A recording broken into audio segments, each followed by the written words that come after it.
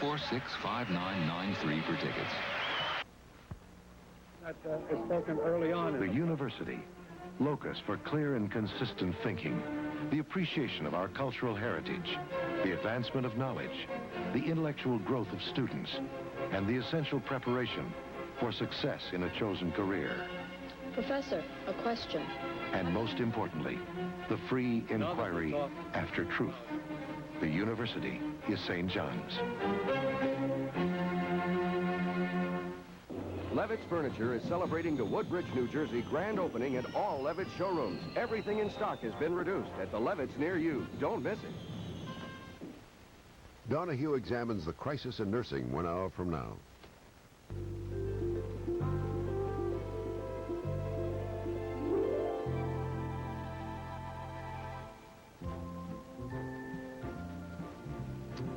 Good morning, everyone, and good morning, Jacksonville, Florida. This is today, Friday, February the 20th. Hi, everybody. I'm Tom Brokaw here with Jane Pauley and Cliff Morrison. It's been real nice to have you with us all week, Cliff, and we'll get Willard back on Monday, right? Monday, he's coming back. We've sent the posse out. We're going to drag him back here whether he wants to come or not. Coming up during this half hour today, a kind of unusual story. North Carolina Governor James Hunt and his wife, Carolyn, will be with us, not to talk about politics or the Reagan economy, but to talk about what they're doing in North Carolina. They have a volunteer program going on. More than 60,000 people participated in.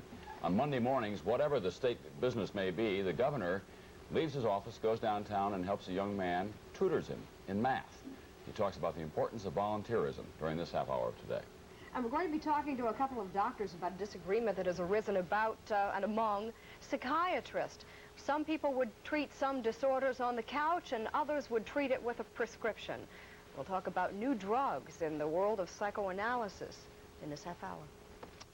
First, let's take a look at the latest news, and we'll take a look at what's going on down in another part of Florida this morning. There has been a delay, not a serious delay, but a delay in the launch rehearsal of the Space Shuttle at Cape Canaveral, the Kennedy Space Center. This is the shuttle, as you can see, bolted to the launch pad. The actual launch is scheduled for early April. Today's rehearsal will end with the firing of the Columbia 3 main engines. Minor technical problems have delayed the test, but NASA hopes the engines will be fired later this morning. In other news, gunmen who identified themselves as Basque separatists kidnapped 3 foreign diplomats today in northern Spain. They abducted the consuls of 55. Look for clearing on Saturday with continuing mild temperatures. Right now, 55 and raining. That's it for now. I'm Connie Collins. Take care and have a great weekend. Dancin'. Dancin'. Dancin'. Bob Fosse's Dancin' at the Ambassador Theater. Contour 35, the amazing formula of one of the world's foremost plastic surgeons, now made available by his daughter, Irma Sherrill. Now at Saks Fifth Avenue. Senior citizens with problems may call Senior Action Line weekdays 11 a.m. to 1 p.m. 349-0870. Martin Paint's famous second gallon free paint sale is going on right now. Buy the first gallon at our regular low price, get the second gallon of the same paint free. Transsexual twins discuss their lifestyle today at 4.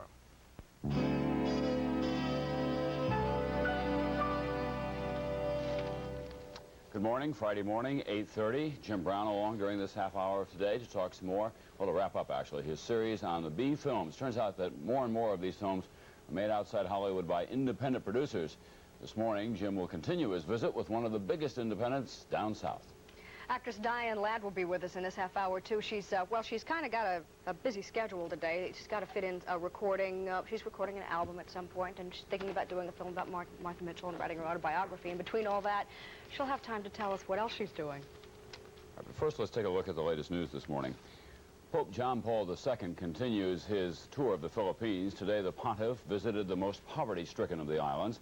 We have a late report on that visit now from Jack Reynolds, who's with Pope John Paul. The high point of the Pope's schedule today was a visit to the city of Bacolod in a region that produces one of the country's major crops, sugar, and where the rich-poor gap is most dramatic. The Catholic bishop here has described this area as a social volcano. The Pope said, "The land belongs to all the people, and all should share in the riches that land produces." It was the message the sugar workers had been waiting for. They embraced the message and the man.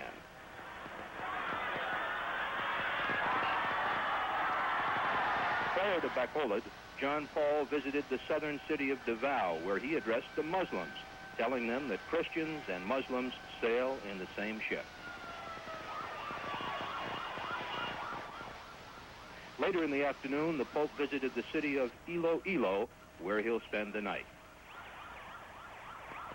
Jack Reynolds, NBC News, Manila. A live picture now from Cape Canaveral, the Kennedy Space Center. You see the Space Shuttle Columbia. Actually, it's the smallest of the apparatus that you can see there on the launch pad. They've been refueling it during the night. The cockpit's all in order. We're told that they'll have an important test firing of the engines at 8:45 a.m. Eastern Time. As you can see, that's in about 12 minutes or so. And when we get that test firing of those rocket engines from Cape Canaveral this morning, we'll be going there live. Roy Neal will have a report for us. Jane? In White Plains, New York, the jury in the trial of former Madeira school headmistress Jean Harris, who was accused of murder in the death of Scarsdale Dyke Dr. Herman Tarnauer, goes into fourth day of deliberations. The panel has been listening to transcript of Mrs. Harris's testimony in which she described the shooting of Tarnauer as an accident that happened when he tried to stop her from committing suicide. 12 more counts of murder were added to the indictment against Peter Sutcliffe, the 35-year-old truck driver who British police say is the Yorkshire Ripper. The new charges include one killing not previously attributed to the Ripper, who terrorized England's northern provinces from 1975 until his capture last December.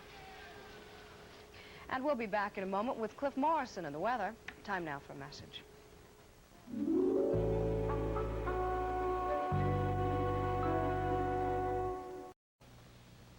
For today, Jim Brown, NBC News, Shelby, North Carolina.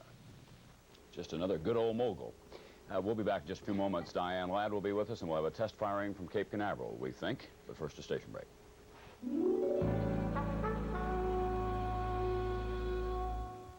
Differences, and that title usually covers a lot of ground, doesn't it? Yeah. But I'm very happy for the year. And I'm going on with my life. Over creative differences. We're got to go to Cape Canaveral now for the liftoff of the shuttle. Hey, Martha. Yeah. Before we get all the way to Cape Canaveral, we're just going to slide down the desk here for a few moments. They're about to have a critical test firing of the main rocket engines, and here's Roy Neal now to give that to us. Roy? All right, Tom, it's been a long night here at the Kennedy Space Center, but the end's apparently in sight. The final countdown is on. We are now at minus 40 seconds and counting. Counting down to the final readiness firing, as they call it here, a firing of the three main engines of the Space Shuttle Columbia. The final readiness means that this test must be good before NASA can clear the shuttle for spaceflight. Now, the engines should burn for 20 seconds. The shuttle will not fly. This is an engine test only. But we should be able to set our watches as the countdown reaches 0, and 20 seconds later, hopefully see the engines cut off. If we see that, then we know that the test has been successful. There is a voice in launch control, Mark Hess, and he's counting down now. He is at 6, 5. We have a go for main engine start. We have main engine start. All three engines are up and running.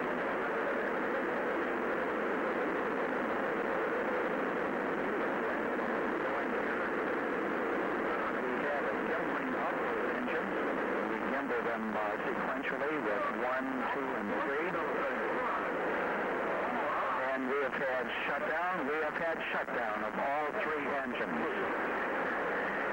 A full 20-second burn, a full 20-second burn. Because the engines were actually blasting away from the NASA camera position. However, the data will be studied for quite some time before NASA can tell us exactly how well this test did go. All the systems inside that complicated space machine had to work perfectly. It'll take quite some time to figure that out. But it looked good, except for the fact that it was a little shorter than planned. They had planned 20 seconds, they got 17. And so throughout the day, they'll study the data, and we'll wait for NASA to tell us just how successful this final readiness firing was. Tom, let's get back to you in New York. Approximately T plus 1 minute now. All right. Roy Neal, as you can see, a 17-second apparently successful test of the main engines for the space shuttle due to be launched sometime in April. Speaking of launchings, let's get reignited over here with Jane Pauley and Diane Lynette. We stop for a moment, turn and watch some television. I think it's a perfect symbol of launching the story of Martha and launching at Cape Canaveral. It really ties in, And a rather explosive personality. A very vulnerable personality and a very truthful personality. Mayflower means getting me out of my old apartment near the Atlantic and into my new one on the Pacific. Mayflower means moving our personnel from Dallas to Denver. Memphis to Fort Worth. Boston to D.C. On time. Mayflower means everything arrives in one piece. Hopefully my husband will too. Mayflower means moving. One call and you're moving. Mayflower.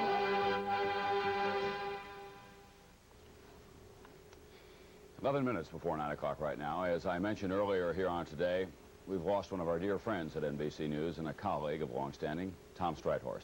One of the people who worked with Tom on the West Coast for the past few years is Jack Perkins, who knew him well, and he shares with us now these thoughts. For Today, Tom Streithorst, NBC News, San Francisco.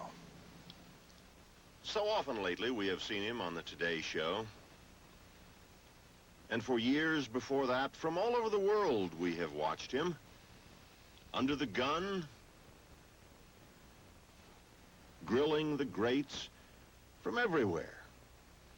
Tom Streithorst, NBC News, at the Citadel Wall in Quangtri. Havana, Cuba, Argentina. The Moroccans. And then one day in Morocco, in the heat of the Sahara, Tom collapsed. A colleague, thinking him joking, took a snapshot. He wasn't joking. Days later, he was in a hospital in New Orleans, x-rays showing his heart dangerously swollen, a degenerative heart disease that was killing him. I could see that I was dying.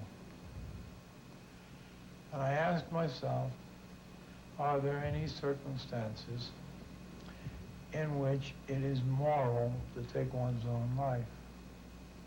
He thought about suicide. Yes. Then he thought better. I have really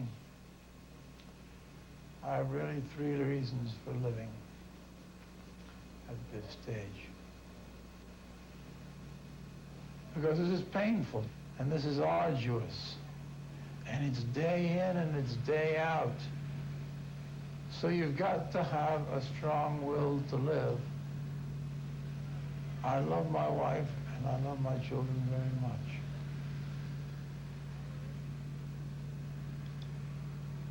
Those are very important. I also have a book I want to write. That's very important.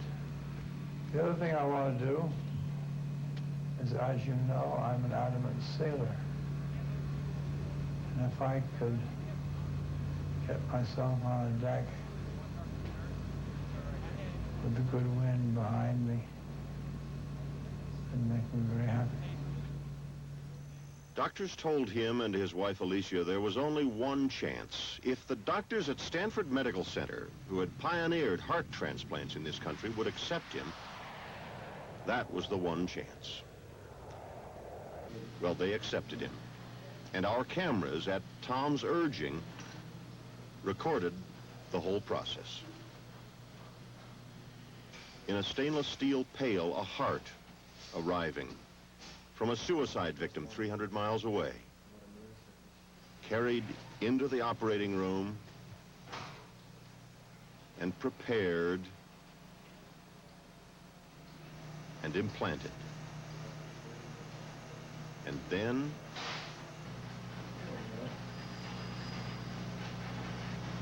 Ooh, look at that. That appeared nicely. silently his wife rejoiced. But she and he both knew that the hardest part was just beginning. The difficult and painful rehabilitation to come back. I got shots every place they can put them. And all the medicines to prevent the body from rejecting the new heart. Tom had to learn a new skill to become his own pharmacist.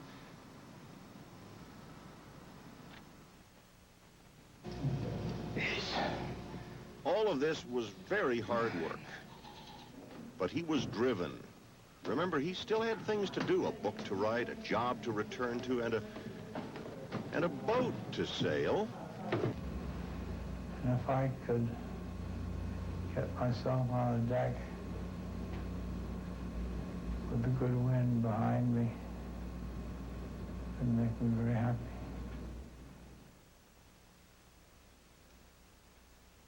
Well, 1 year after his transplant, we found Tom on the deck of his sailboat in San Francisco Bay, remembering. I studied the odds, and the odds were 50, 60, 70% if I had the operation, and 0 if I didn't. So I talked to a couple of doctors, and they said, 2 doctors, as a matter of fact, they said they wouldn't have the operation. They personally would not do it because of the ordeal or something, I don't know. And I said, I know why you're adopting this attitude. You are a devout Catholic, and you are an Orthodox Jew, and perhaps both of you believe in an afterlife. I'm an Orthodox atheist. I've got nothing but what's right here and right now. So I threw the dice. It worked. In the 2.5 years since his transplant, though his doctors frowned, Tom always insisted on eating too well and drinking too much and working too hard. He said until he died, he was going to live. Jack Perkins, NBC News, Los Angeles.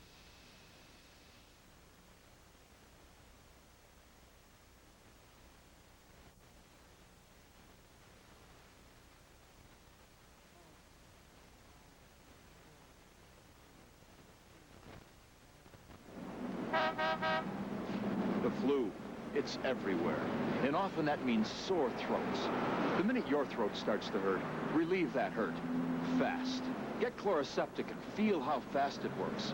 Doctors recommend it, pharmacists recommend it. Chloroseptic gives you relief fast. Fast temporary relief from minor sore throat pain without prescription. Get Chloroseptic liquid or lozenges and feel how fast it works. Raging Bull has been called the best American movie of the year. It has also been called superb, extraordinary, a triumph, overwhelming, mesmerizing. Raging Bull has been nominated for 8 Academy Awards, including Best Picture of the Year. Of all the movies you will see this year, you will remember one. Raging Bull, a Martin Scorsese picture, rated R. Nominated for 8 Academy Awards. Check newspapers for a theater near you. Maybe your mother never told you. There's more to being a woman than minding your manners. I'm Jacqueline Smith, and being a woman means sometimes taking the first step first. There's a new fragrance that understands. Apres. Apres is a little unsettling, a little disturbing. Apres is a most provocative fragrance. If Mama never told you, I'll tell you.